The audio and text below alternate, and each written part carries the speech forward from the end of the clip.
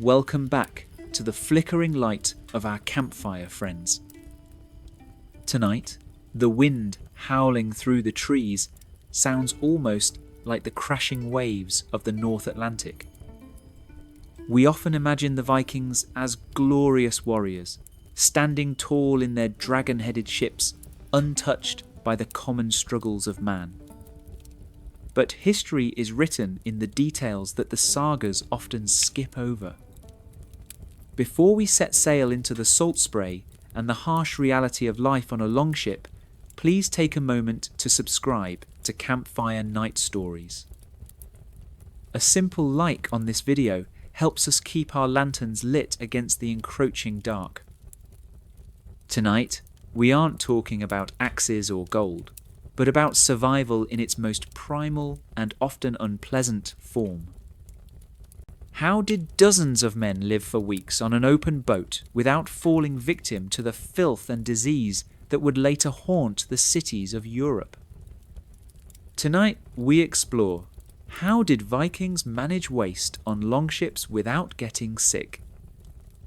The sky over the Kattegat was a bruised shade of iron, and the sea was beginning to wake up with a restless, churning energy. Young Eric sat on a chest of salted herring, his hands white-knuckled as he gripped the rim of the longship, the wave treader. Around him, 30 seasoned men moved with a silent, rhythmic precision, adjusting the heavy wool sail as it caught the biting wind. At the stern, leaning against the massive steering oar, stood Ragnar the Stern, a man whose skin looked like weathered leather and whose beard was stiff with salt, is less than Hasson. Zero hash is greater than.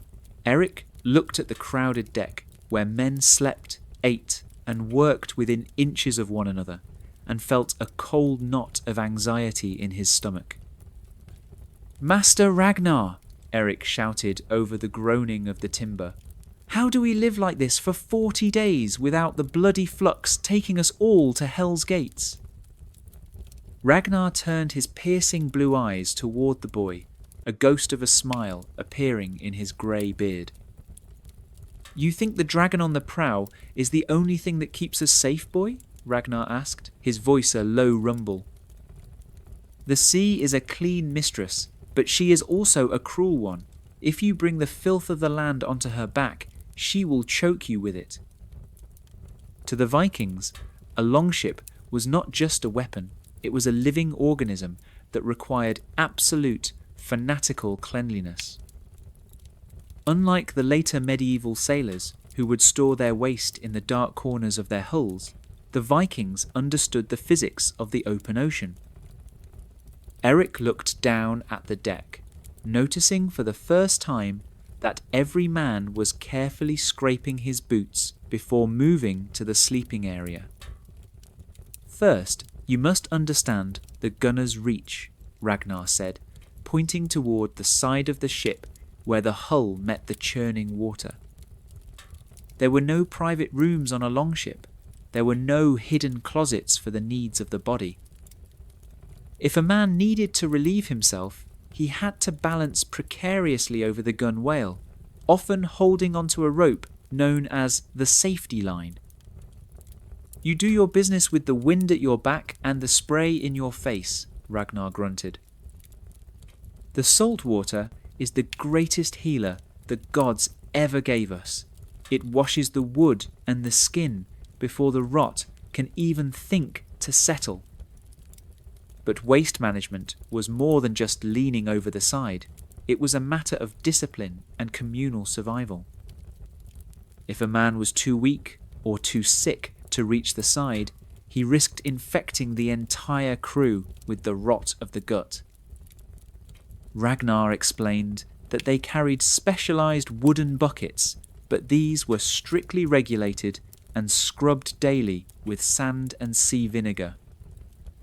"We do not hide our waste in the bilge like the Frankish merchants do," Ragnar said, spitting into the waves. "To hide the filth is to invite the invisible demons of the fever to sit at your table." The Vikings had noticed that ships that kept their hulls dry and their decks scrubbed remained healthy even during long crossings to Greenland. They used a mixture of lye made from wood ash and boiled seawater to treat any surface that touched raw meat or human waste. It was a primitive form of sanitation, but it was far more advanced than anything practiced in the royal courts of the south at the time. Eric watched as a group of men began to use heavy stones to scrub the deck, even as the rain began to fall. "Cleanliness is not for the eyes, Eric. It is for the lungs and the blood," Ragnar commanded. The Longship was a narrow world, and any imbalance in its cleanliness was a death sentence for everyone on board. As the first great wave crashed over the prow, drenching them all in freezing, stinging water, Ragnar laughed. "See, the Great Mother is washing our sins away already. Now, get the sand mop and show me you want to live to see the sunset." Part 2. The Salt, the Smoke, and the Dry Hull. As the wave treader climbed another wall of grey water, the spray stinging Eric's eyes, the boy watched as a sailor carefully opened a small wooden barrel. Inside, packed in layers of grey salt, were pieces of dried cod as hard as the timber of the ship itself. "Master Ragnar!" Eric shouted, shielding his mouth from the wind. "If we cannot cook, how do we keep the belly fire from turning into a sour rot?" Ragnar gestured toward the centre of the ship, where the heavy stones of the ballast were nestled against the oak ribs of the hull. "A Viking ship is a desert in the middle of an ocean, boy," Ragnar replied, his eyes scanning the horizon for the shape of a storm. "We do not carry fresh meat that drips blood into the cracks of the wood, for blood is the invitation that sickness needs to board us." He explained that every piece of food on a longship was pre-treated with the 3 weapons of the north: salt, smoke, and wind. By removing the moisture from their food, they were effectively starving the bacteria that would normally flourish in a damp, crowded boat. The Vikings had discovered, through centuries of trial and error, that wet food was synonymous with death on a long journey. They ate hardtack flat, dry bread that could break a weak tooth, and smoked mutton that had been hung in the rafters of a longhouse for months. "If the food stays dry, the man stays strong," Ragnar stated, pointing at the bilge, the very bottom of the ship where the water gathered. In later centuries, the bilge of a European ship was a legendary source of pestilence, a stagnant pool of filth and rot. But the Vikings treated their bilge as a sacred border. They used specialized wooden scoops to ensure that no standing water remained for long. They were obsessed with the dry hull, knowing that a damp ship was a heavy ship, and a heavy ship was a slow, sickly one. Every morning, before the sun has fully cleared the waves, the youngest of the crew must taste the bilge water, Ragnar said, with a grimace. Eric paled at the thought, but Ragnar was serious. It was the only way to check if a barrel of fresh water had leaked into the salt. Fresh water was their most precious cargo, stored in massive oak tuns that were sealed with beeswax to prevent contamination. They did not drink the water straight. They often mixed it with sour ale or fermented milk, which acted as a mild antiseptic. The acidity of the fermented drinks killed the pathogens that might have crawled into the barrels during their time in port. "We drink the sour water, not for the taste, Eric, but because it keeps the gut from twisting into knots. By controlling the inputs of the body so strictly, they managed to prevent the outbreaks of dysentery that decimated larger, more civilized fleets." It was a primitive understanding of microbiology, framed as a battle between the spirits of the well and the shadows of the sea. But as Eric looked at the men around him, he saw that they were lean, their eyes were clear, and their breath, though smelling of salt and dried fish, was not the breath of the dying. The Viking longship was a miracle of hygiene, because every man on board was a janitor of his own survival. Part 3. The Ritual of the Shared Bowl. As the afternoon sun struggled to pierce through the heavy clouds, the crew prepared for the midday meal. On many ships of that era, men would eat from a common pot, a practice that allowed sickness to jump from one throat to another like a spark in dry grass. But Ragnar showed Eric a different way, one governed by the strict laws of the Thing and the Sea Code. Each man has his own spoon, carved from his own wood, and his own knife, Ragnar explained, watching as the sailors pulled their tools from their belts. We do not share the saliva of our brothers, for the spirit of one man may be at war with the spirit of another. This individual ownership of utensils was a major factor in preventing the spread of oral infections and respiratory illnesses. They even had rules about where a man could sit and how he should handle the shared water ladle. The ladle never touched the lips. The water was poured into a personal cup, usually made of horn or wood, which was rinsed in the salt sea after every use. The sea is the great purifier, Ragnar repeated. She takes the old and gives us the new with every wave.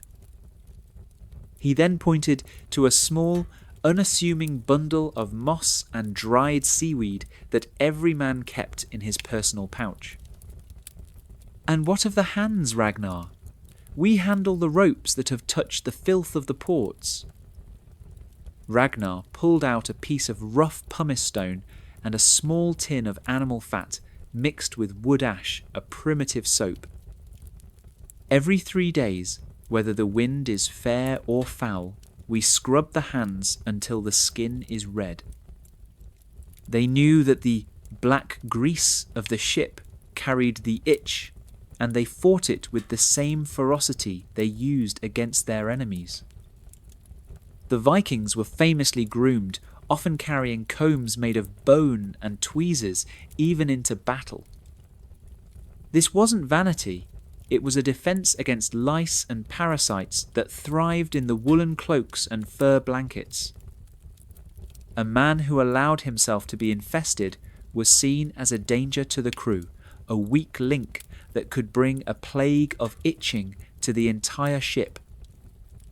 If you cannot keep your own skin clean, how can I trust you to keep the watch? Ragnar asked, his voice echoing over the rhythmic splashing of the hull.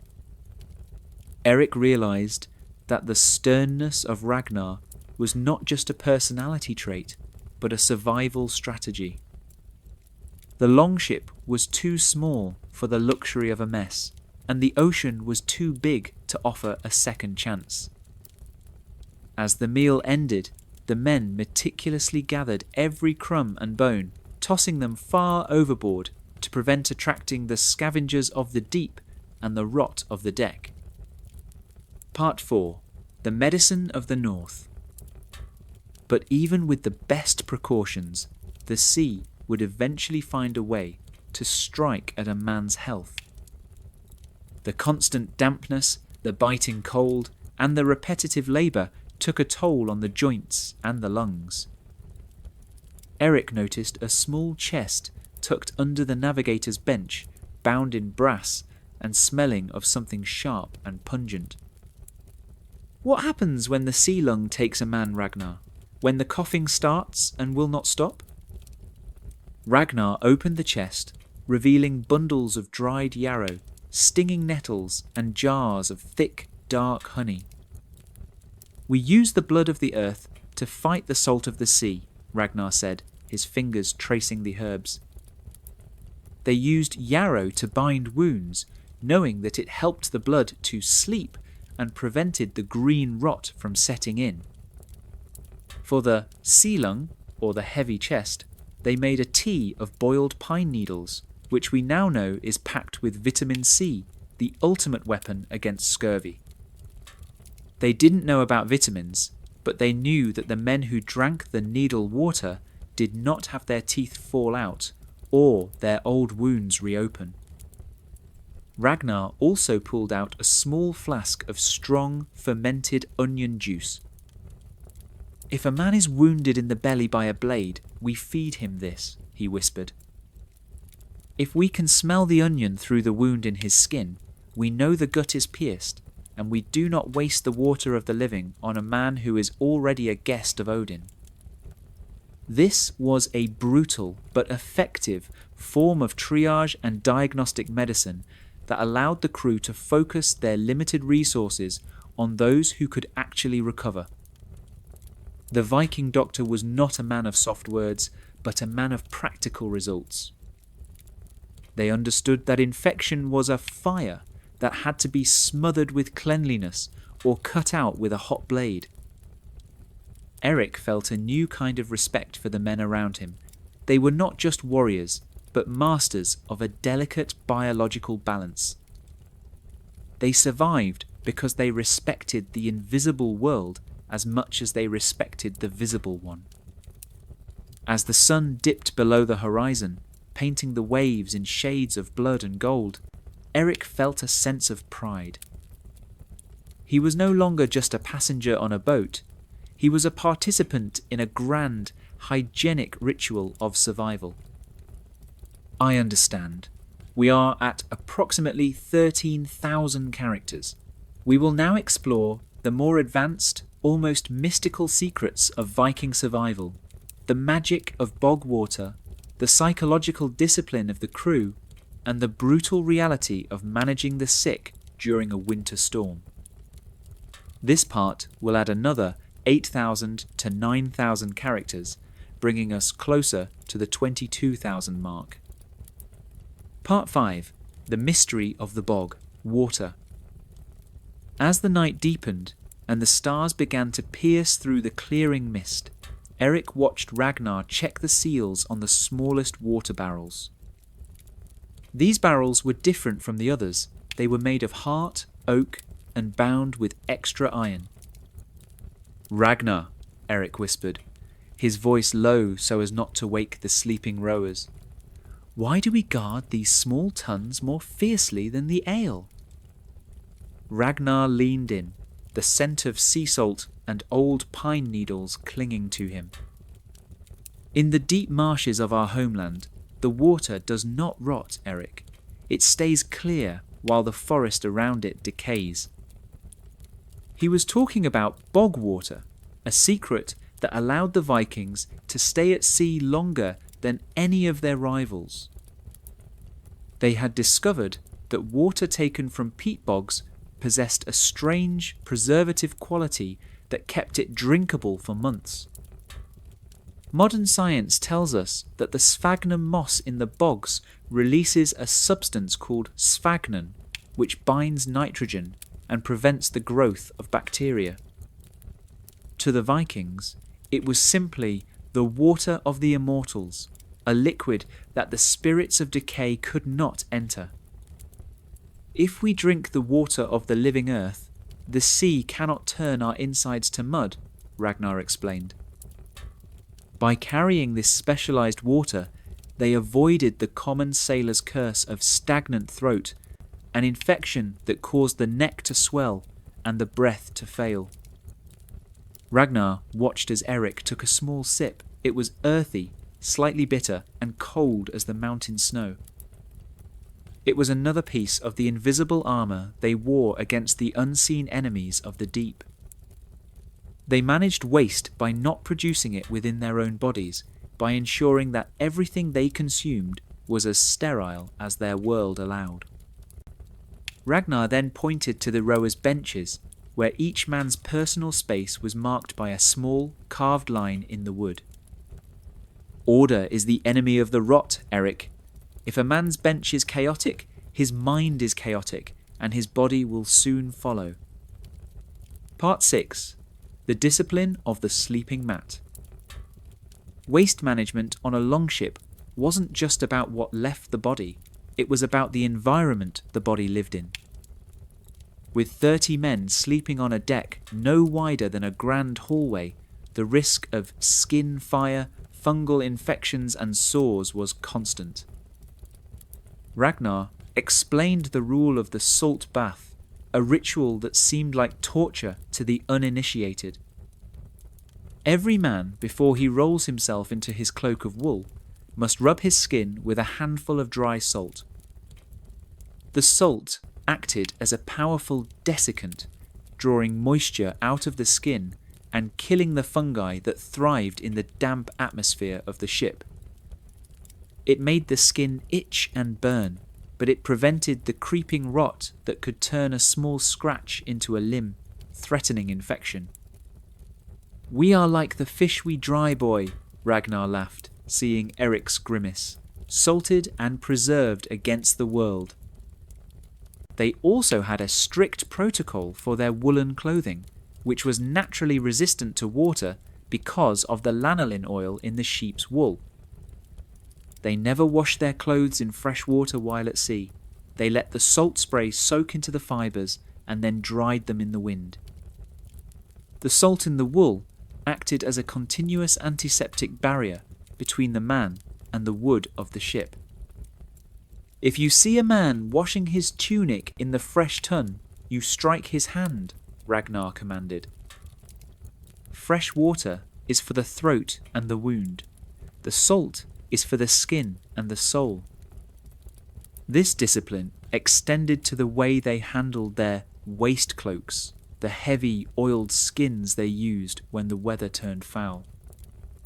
These were hung at the very front of the ship, where the constant spray of the prow would beat the filth out of them. The Vikings were the first to realize that the movement of the ship itself could be used as a cleaning tool. The Longship was a giant washing machine powered by the North Atlantic, and the Vikings were the masters of its cycles. Part 7. The Winter Storm and the Price of Sickness. The weather changed with a suddenness that felt like a slap from a giant's hand. The bruised sky turned black, and the wind began to scream through the rigging, a high, thin sound like a dying woman. In these moments, the hygiene of the ship became a matter of life and death in a much more brutal way. As the waves began to break over the sides, filling the bilge faster than the men could scoop it out, a sailor in the middle of the boat began to heave. The seasickness was not just an inconvenience. In a storm, the vomit of one man could cause a chain reaction of illness and panic. Ragnar was on the man in an instant, not with a hand of comfort, but with a bucket of sand and a heavy foot. "Cover it! Scour it! Do not let the scent settle," Ragnar roared over the thunder. They knew that the smell of sickness triggered the empathy of the gut in others, a psychological cascade that could disable half the crew. Waste in a storm had to be managed with military speed. There was no time to lean over the gunwale. Specialized storm buckets with weighted bottoms were used and then immediately emptied into the churning foam.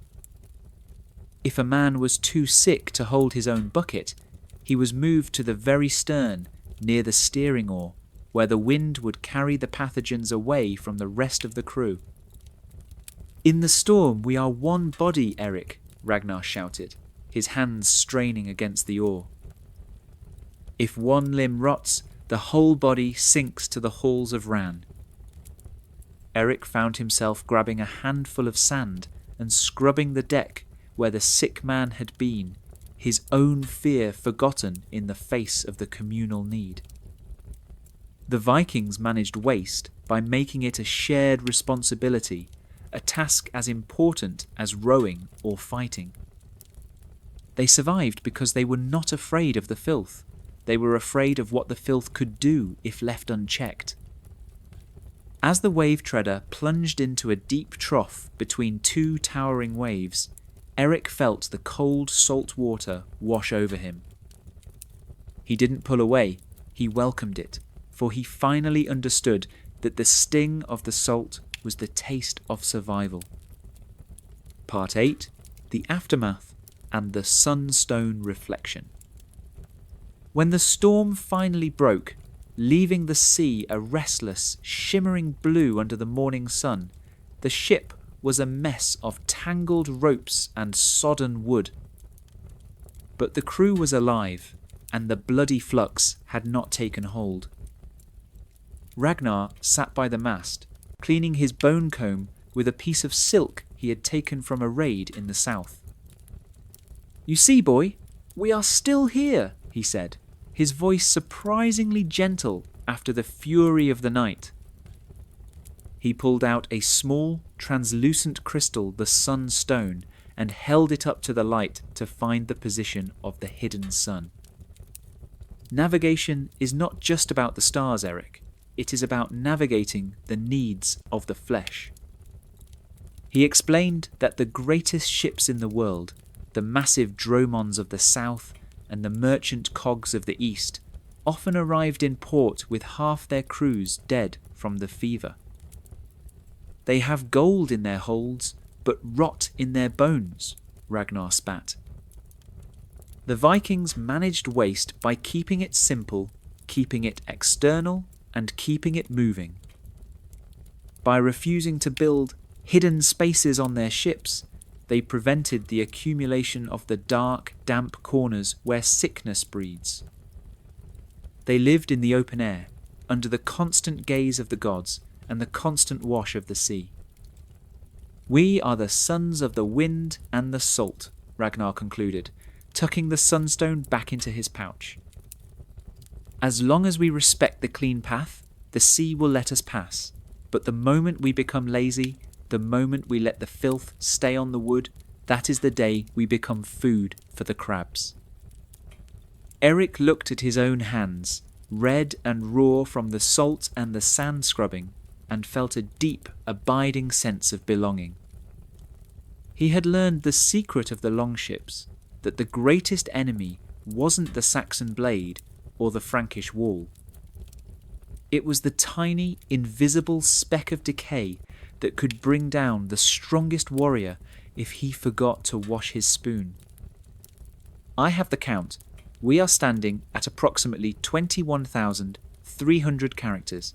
We will now move into the final chapters of this maritime journey, focusing on the dangers of the ports, the psychological toll of the voyage, and the final, haunting conclusion as the wave treader nears the shores of the new world. This section will add another 13,000 to 14,000 characters, bringing us to the final 35,000 character goal. Part 9. The Perils of the Foreign Port. As the wave treader neared the coast of the southern lands, the air changed, losing its sharp, icy bite and becoming heavy with the scent of damp earth and wood smoke. To Eric, the sight of a bustling stone harbour was a relief, a promise of solid ground and fresh ale. But Ragnar's face only grew grimmer as he watched the crowded docks of the Frankish city come into view. "This is the most dangerous hour of the voyage, Eric," Ragnar warned, his hand tightening on the steering oar. "The sea is honest in her cruelty, but the land of the foreigners is a breeding ground for invisible poisons." He explained that while the Vikings were safe on their salt-washed decks, the cities of Europe were a nightmare of open sewers and stagnant water. The Vikings had learned that the city fever often boarded a ship during the final days of a raid or a trade mission. "When we go ashore, we do not touch the water of the wells within the walls," Ragnar commanded the crew. "We bring our own water from the ship, and we do not eat the fresh fruit of the markets until it has been washed in the salt spray." This was a psychological and physical quarantine that the Vikings maintained even in the heart of enemy territory. They had noticed that ships that stayed in port too long began to smell of the land rot, a sweet, sickly scent of decay that no amount of sea salt could easily remove. Ragnar ordered the men to stay in tight groups, avoiding the cramped, airless taverns where the coughing sickness thrived. The Frankish men live like rats in a hayloft, Eric. They do not see the filth because they are born in it. The Vikings managed waste by simply refusing to participate in the poor hygiene of the cultures they conquered. They would set up their own camps on the outskirts of the cities, always near a source of running water or on a windswept hill. They maintained their rituals of the comb and the pumice stone even while surrounded by the chaos of a siege. If we lose our cleanliness, we lose our favour with the gods, Ragnar said, watching a group of local beggars near the dock. To the Vikings, the dirty man was a man whose spirit had already given up the fight.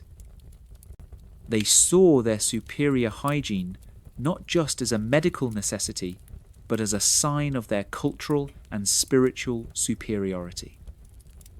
As they finally prepared to depart, heavily laden with silver and fine cloth, Ragnar insisted on a great wash. Every man had to strip naked and dive into the cold harbour water, scrubbing his skin with sand before climbing back onto the ship. "We do not bring the shadow of the city back onto the wave treader," Ragnar barked. It was a final, defensive ritual that ensured the return journey would be as healthy as the departure. Part 10. The psychological discipline of the crew.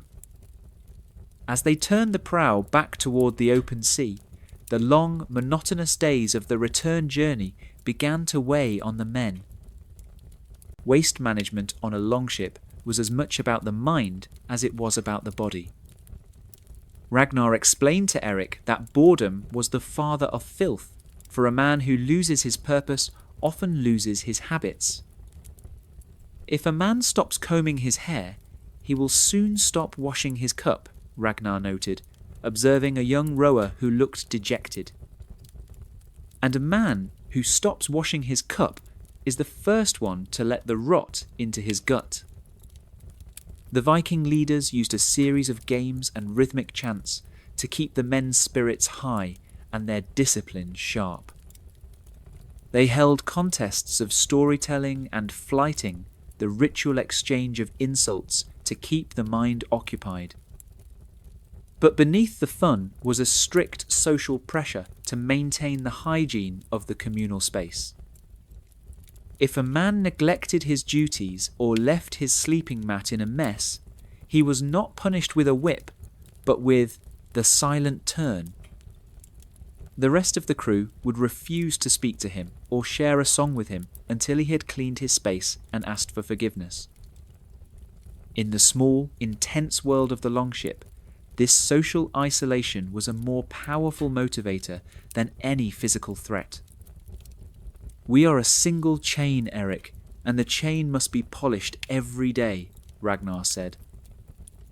The Vikings managed waste by making it a matter of drenskap, honour, and the respect of one's peers. A man who was clean was a man who respected his brothers. A man who was filthy was a man who put everyone's life at risk. Eric realised that the ship was a school of character, where the smallest actions had the largest consequences. They lived in a state of constant, low-level vigilance, a psychological cleansing that kept the darkness of the sea madness at bay. As the weeks passed, the wave treader remained a bright, salt-scoured speck on the vast grey Atlantic. The men were tired, and their hands were calloused, but there were no pale faces or shaking limbs among them. They had navigated the dangers of the foreign port and the weight of the long days by holding fast to the laws of the North. Part 11. The Legacy of the Sea, Wolves. The fire has now burned down to a deep, glowing red, like the eye of a dragon sleeping in the dark.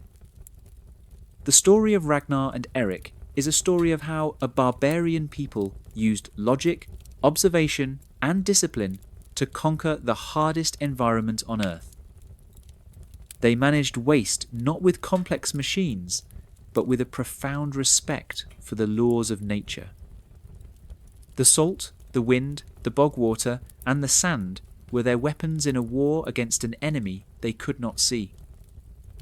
They understood that survival is not just about the strength of the arm, but about the cleanliness of the heart and the home. The Viking longship was a masterpiece of human engineering, but it was also a miracle of human habit. As we look back at these masters of the sea, we see that they were far more than just raiders. They were the first true masters of maritime hygiene. Their legacy lives on in every sailor who scrubs a deck and every traveller who respects the power of the clean path. Tonight, as you drift towards sleep, remember the lesson of the wave treader. Remember that the smallest details, the clean spoon, the salted skin, the dry hull, are the things that hold the world together. Thank you for joining me for this journey into the salt spray and the ancient wisdom of the North here at Campfire Night Stories. If these tales of Viking survival have inspired you, please remember to like this video and subscribe to our gathering. Your support is the wind in our sails, allowing us to bring more stories from the edges of history to our flickering fire. Sleep well, and may the gods of the wind and the salt guard your journey until the dawn. The embers are fading. The sea is calm. The night is yours.